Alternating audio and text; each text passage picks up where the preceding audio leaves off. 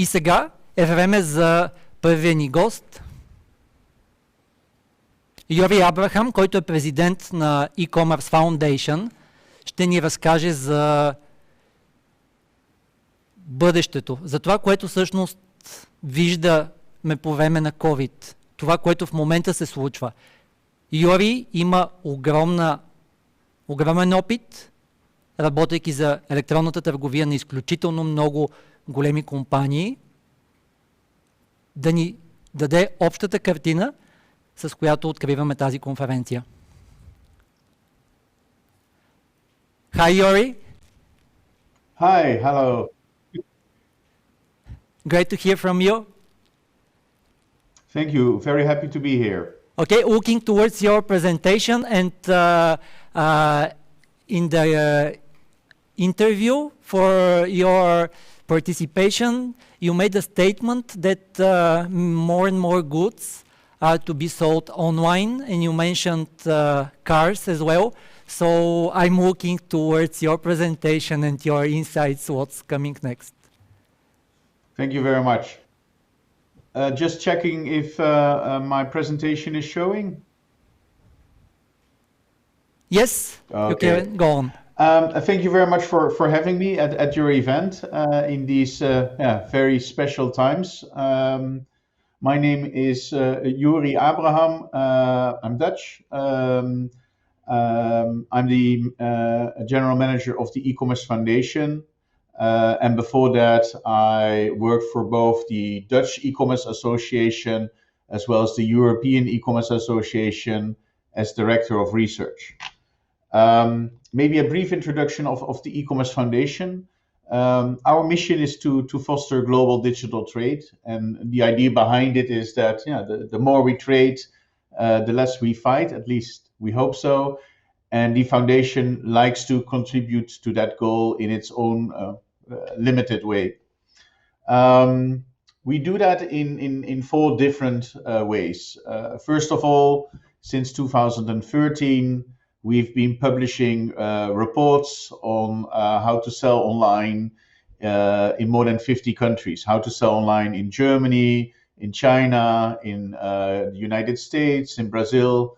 And these reports, we publish about 20 reports annually, about 50 countries, and they are downloaded by about 50,000 retailers worldwide every year. So you're very much invited to read our research. We also host an online community called ecommercewiki.org, where about now 40,000 e-commerce professionals share their knowledge and insights. We have an online trust seal called safe.shop, which allows merchants across the world to also sell across the world. And our trust seal helps you to gain trust with these consumers with a global e-commerce code of conduct, so that they know what their rights are, that they know that they can return a product. And our experience is that our trust seal helps you to sell more. And finally, our latest endeavor is called scamadvisor.com. Scamadvisor.com is an online algorithm to identify scams. Especially during the Corona crisis, we see that the number of online scams is increasing. A consumer protection agency estimates that about 5% of all the websites in the world are now one way or another a scam. It's an incredible number. And we are very concerned that consumers cannot recognize the good guys from the bad guys. And that's why we set up Scamadvisor to help consumers do a quick check. What's the chance of this website being a scam? Please feel free to check your website. And if we're wrong, just contact us. We're happy to fix it. So enough about the Ecommerce Foundation. I've been asked by the event organizer to give my view on the Corona crisis and the impact it has on our e-commerce industry. And as you all know, I mean, it started quietly, depending on the country, in February, March, or even April.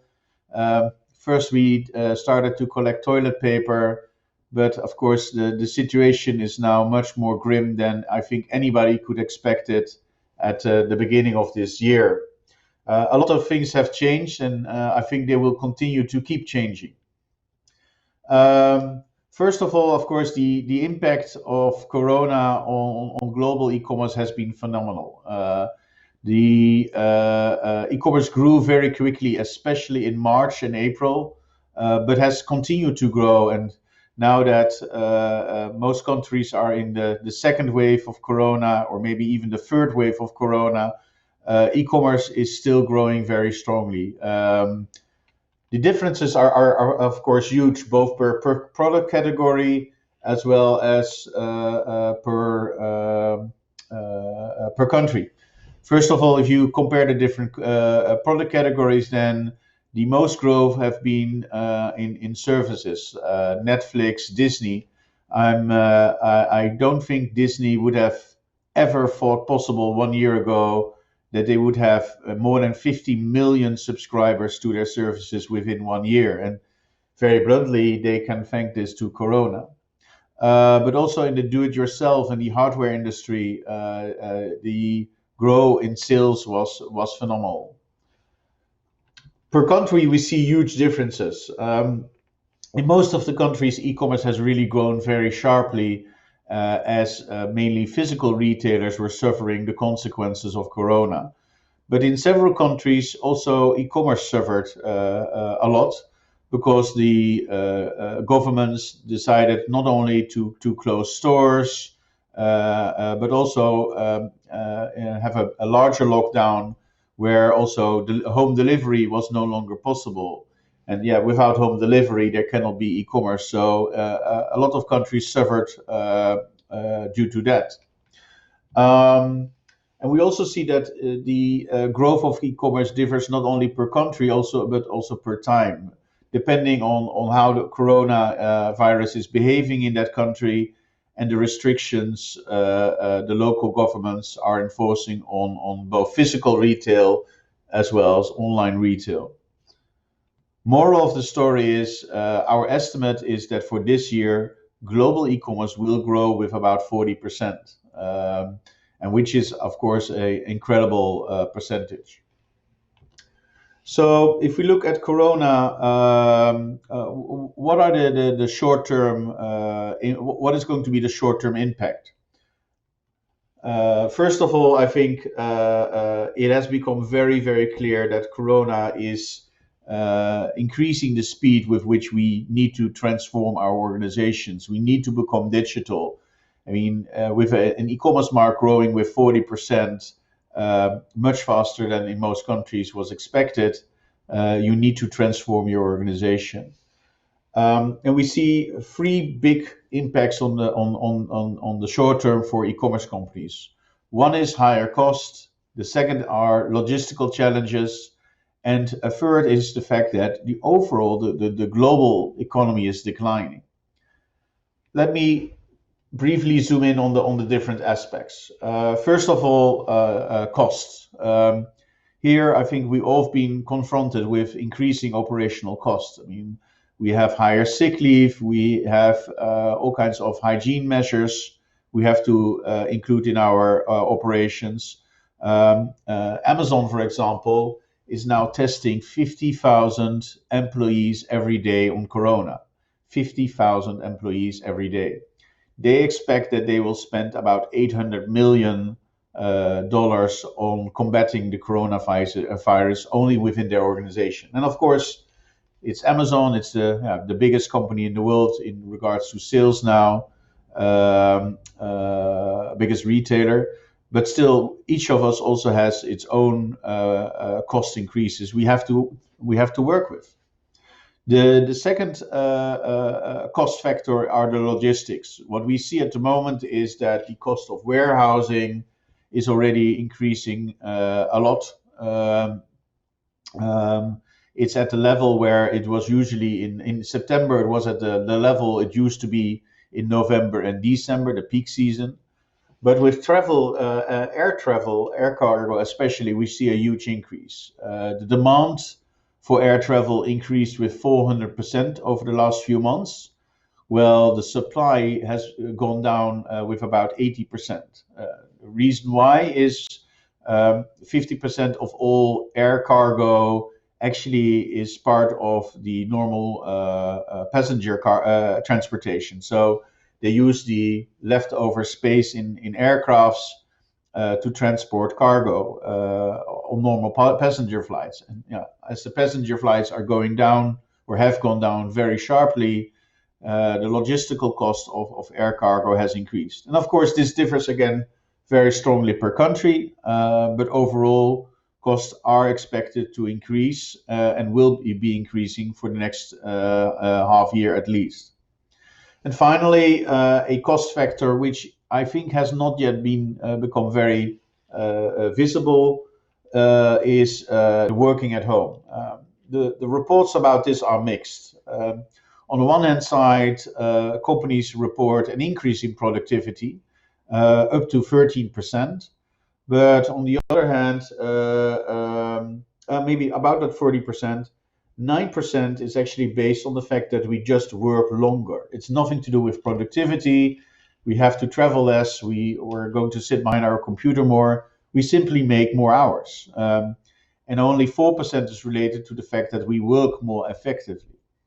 My long-term concern about productivity is that in the end, we're people and we like to be together, communicate together.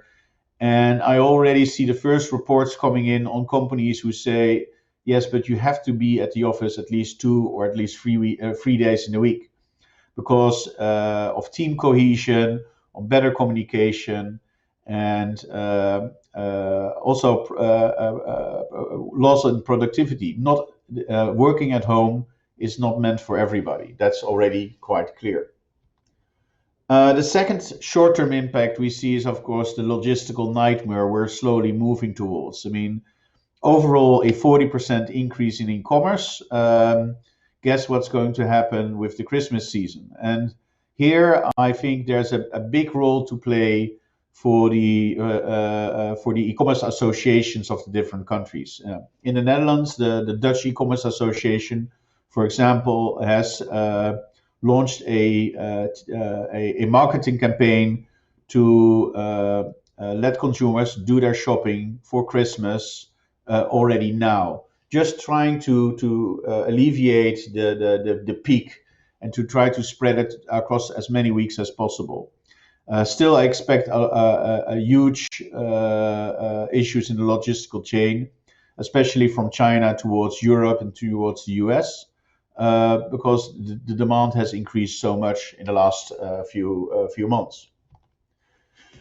And finally, yes, e-commerce has been growing, but overall market has, of course, is of course declining. And depending on the country, unemployment has risen sharply. I mean, in the US, at its peak, we had 30% more unemployment, which is a ridiculous number.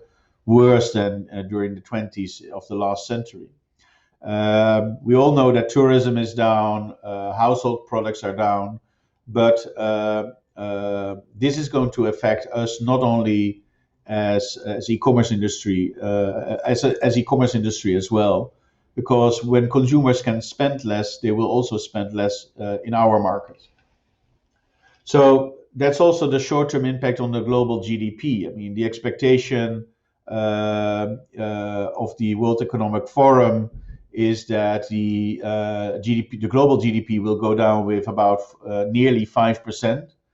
They are quite optimistic about the future, expecting a growth again in 2021.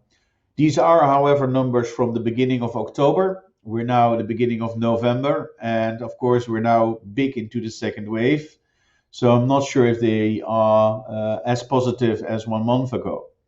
My personal expectation is that it will take a lot longer for our economies to restore themselves, because what's different from all the different depressions we had in the past is that it's now hurting nearly the entire world. I mean, 93% of the world has been hit economically by the corona crisis. And what used to happen in the past is when the economy in Europe was down, the one in America was up, and America actually pulled Europe out of the economic crisis.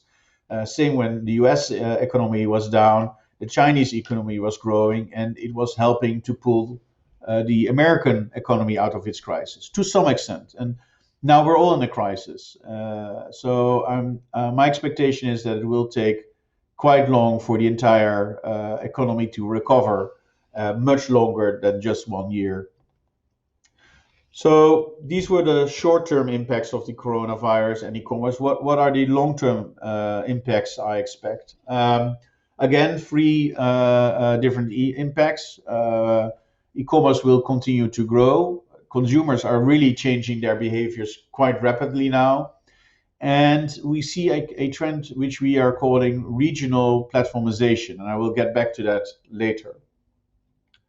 First, about the e-commerce industry. This is what you now see is a research done by the United Nations in October 2020, where they interviewed consumers from several countries and asked them, to what extent do you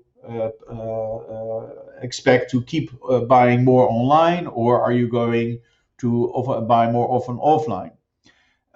In general, the overall trend is that consumers do expect to, once the corona crisis is over, expect to keep buying more online. So this is not just a temporary peak, it's something permanent.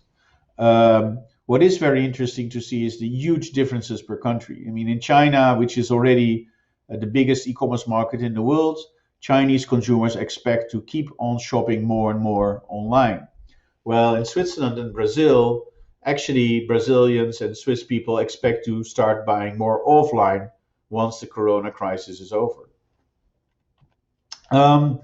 What I think we are forgetting is that for physical retail, we're nearing a tipping point. And what I mean with that is that many physical retailers will not survive this crisis. I mean, they have been struggling for years as e-commerce was taking part of their market, and that trend has accelerated. And what we already see is that stores in the suburbs and in rural areas can no longer survive as consumers have shifted to the online channel.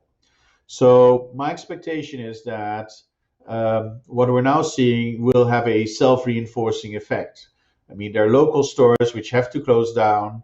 As a result, the entire shopping street is becoming less interesting, reducing the number of consumers who go there. Again, more retailers are then forced to shut their store. And as there's no local offering anymore, consumers move to online and keep repeating that kind of behavior. So my expectation is we will see a kind of vicious circle for offline retailers where they're forced to no longer be able to offer the strength of their online stores, offering an experience, offering personal advice, but having to say to consumers, well, you can go in, but you have to go out as quickly as possible. My expectation is we will see and of course this differs strongly per country, but at least in Western Europe, the expectations are 20 to 30% of the physical stores will shutter in the next few years, where Corona has been an accelerator of a trend which has already been occurring for quite some time. We do see a lot of companies adapting very quickly to the changing behavior. I mean, what you're seeing now is a little bit of a joke, but a Dutch supermarket who offers a loyalty card has, for fun, printed the barcode of the loyalty card on a mouth mask, so that consumers no longer have to show their barcode pass for their customer loyalty points, but only have to wear their mouth mask to get the discounts. We do see a lot of changes in consumer behavior, and then I really recommend you watch Google Trends and see where the changes are happening. I mean, we started with streaming TV, which was of a huge increase in March, but also with new services like online therapy, coffee, quarantine dating, which is a big thing now in some countries. So yes, as our chairman was already referring to, my expectation is we were already ordering much more food online than ever before. But we now see that houses are being sold online because people no longer want to visit the house before they buy it. They go through it virtually, then decide to buy it. And the same with cars. Also, there, Volvo, for example, has now accelerated its direct selling platform, selling Volvo cars directly from the factory to the consumer. Because the consumer no longer wants to visit a store. They want to drive in the Volvo, which can be brought to their home by a student.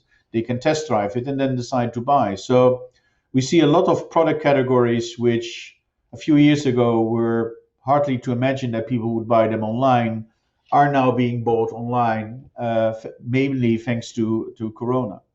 Same with digital service. We see a sharp rise in entertainment, in training, in education, but also in other more social products like dating, adult. And my expectation is especially virtual reality will get a big boost thanks to the Corona crisis. And I want to show you a Facebook demo, and I hope the video will be shown to you well.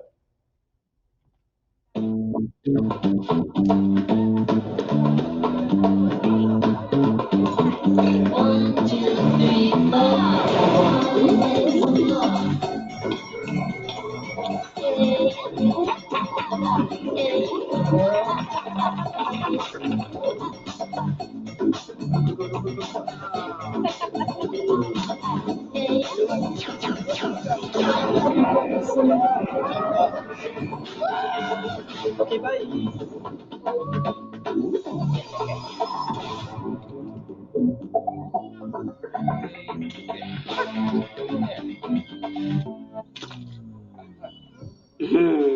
Hola.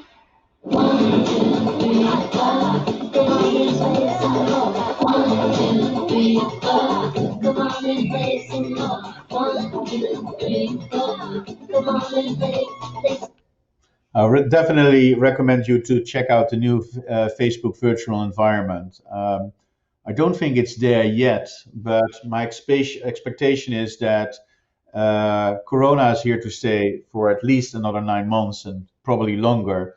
And we don't know what's going to happen after Corona.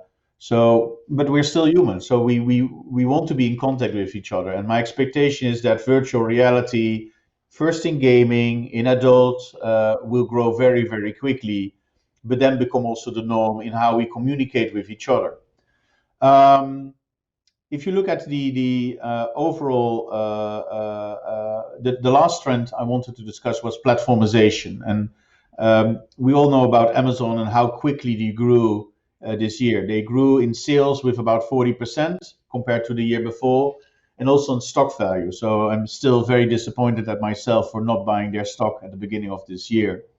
But Facebook also has announced that it will invest heavily into e-commerce, allowing people more and more to sell via Instagram and via the Facebook platform. And well, we see Facebook in regards to people using it declining a little bit, especially in the younger generations. It's still by far the biggest platform which can reach consumers. And so my expectation is that it will grow sharply. And Facebook's own estimate is that it will do another additional 10 billion in sales in a few years' time, only e-commerce related, based on a 5% commission it will ask, meaning that they expect that 200 billion in sales will go via the Facebook platforms, will be traded via the Facebook platform.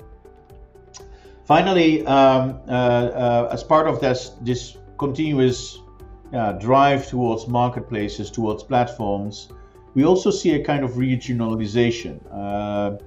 In the West, we see that Google, Facebook, Amazon are very strong in the United States, in Canada.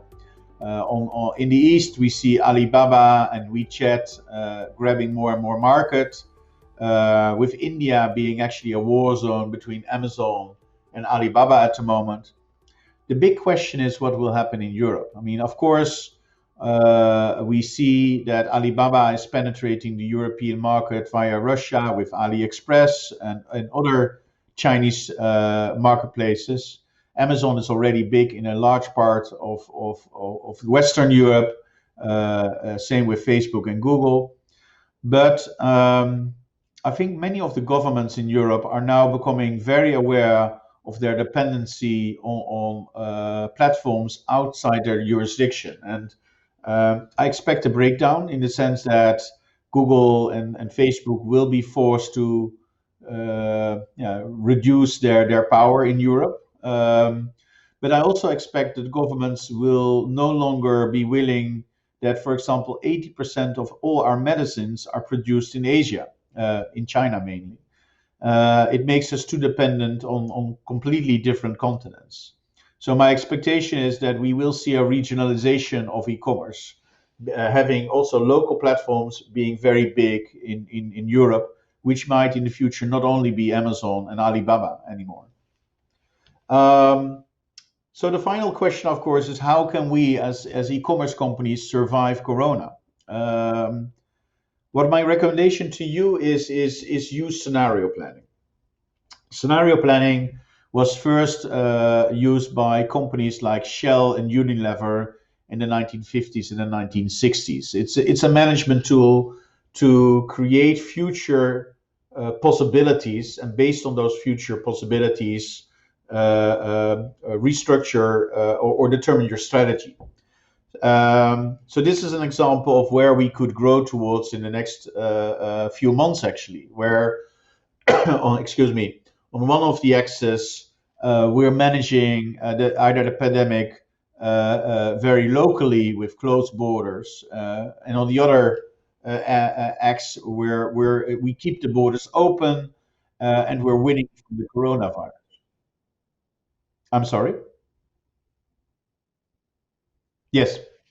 I need to finish my presentation. So my recommendation to you is to for your own company, try to define different outcomes of what we're currently in. And it can be Corona related, but also other trends you can include. And for each of these scenarios, you define which actions do we have to undertake now if this scenario proves to be true. It has worked for many companies I've done this with. And it's a great exercise. And actually, nearly 1 year ago, I did this together with a delivery company.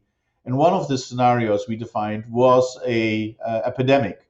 Very honestly, not on the proportion we've seen now. But it's good to think about it and maybe help your company become more robust. And in that, of course, don't forget to include the next crisis, the climate change. I mean, it's something we are ignoring, but of course, it's going to have a big influence on how we do business in the future. I want to end on a positive note. I mean, the coronavirus is not all bad. And very honestly, we are very lucky to be in the e-commerce industry, which is expected to grow for many years to come.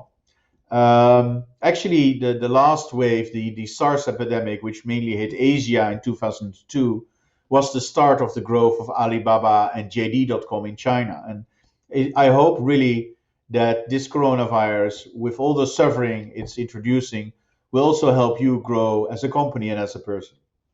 Thank you very much for your attention, and I wish you a very good event today.